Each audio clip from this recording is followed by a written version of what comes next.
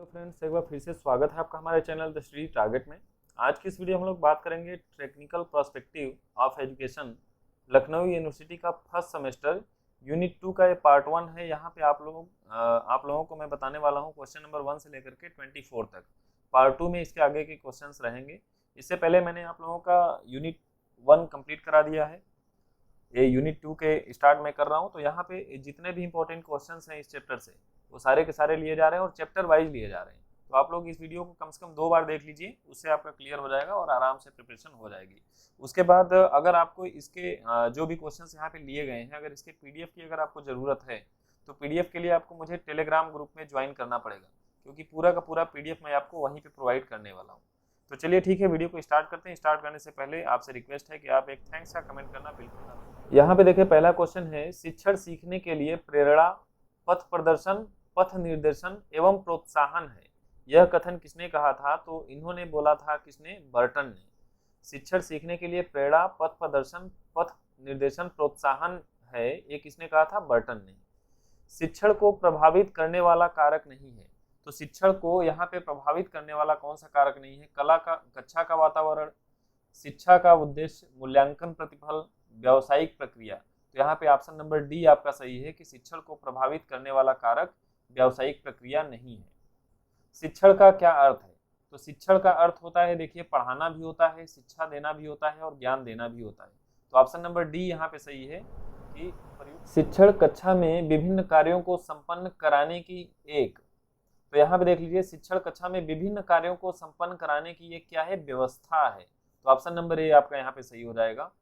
शिक्षण एक द्विमुखी प्रक्रिया है, बहुत अच्छा इंपॉर्टेंट क्वेश्चन है। शिक्षण एक द्विमुखी प्रक्रिया है, ये बोला था एडम्स ने, ठीक है, ये बोला था एडम्स ने।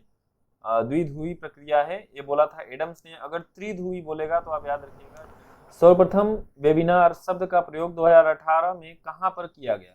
तो सबसे पहले वेबिनार प्रयोग शब्द का प्रयोग 2008 में कहाँ पर किया गया था? किया गया था आपका लेक सुपीरियर विश्वविद्यालय में। लेक सुपीरियर विश्वविद्यालय किस स्तर के शिक्षण में विचारहीनता पाई जाती है?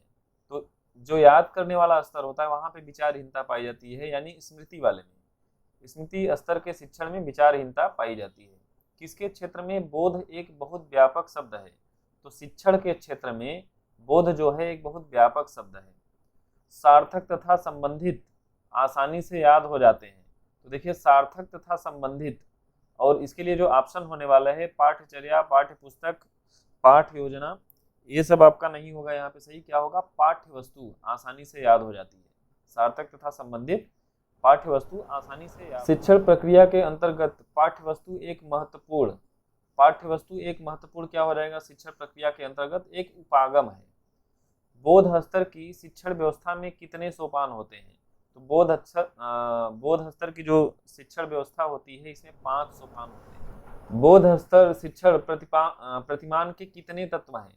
तो प्रतिमान के इसके 4 तत्व हैं। स्मृति स्तर की शिक्षण प्रतिमान के प्रवर्तक कौन है?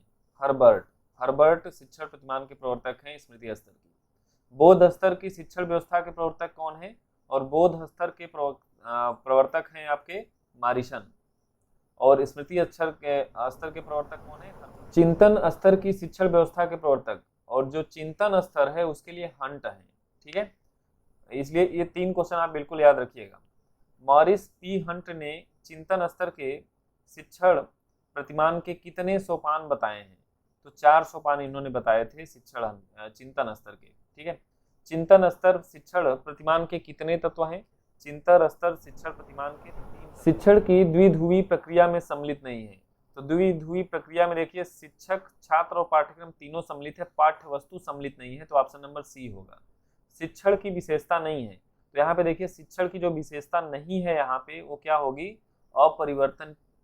अपरिवर्तनीय व्यवहार। अनुदेशन द्वारा छात्र के किस पक्ष को विकसित किया जा सकता है? अनुदेशन के द्वारा छात्र के ज्ञानात्मक पक्ष को विकसित किया जा सकता है। शिक्षण का क्षेत्र है, तो शिक्षण का क्षेत्र बहुत विस्तृत है। अनुबंधन का क्षेत्र है, अनुबंधन का क्षेत्र संकुचित है। मतलब ये जो एक जैसे लग रहे हैं क्वेश्चन, इनको आपको ध्यान में रखना है, ठीक है। अनुबंधन का उद्देश्य है व्यवहार में परिवर्तन लाना, आदतों को सिखाना, ए और बी दोनों। तो ऑप्शन नंबर सी यहाँ पे आपका सही होगा।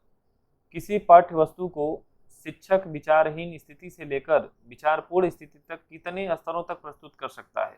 3 स्तरों तक प्रस्तुत कर सकता है। तो इस तरह से मैंने आप लोगों को क्वेश्चन नंबर 1 से लेकर के 24 तक कवर करा दिया है। नेक्स्ट पार्ट में हम लोग इसके आगे बात करेंगे। तो अगर आपको इसके पीडीएफ की जरूरत है, जैसे मैंने आपको बताया था, तो आपको टेलीग्राम ग्रुप का लिंक मिल जाएगा नीचे।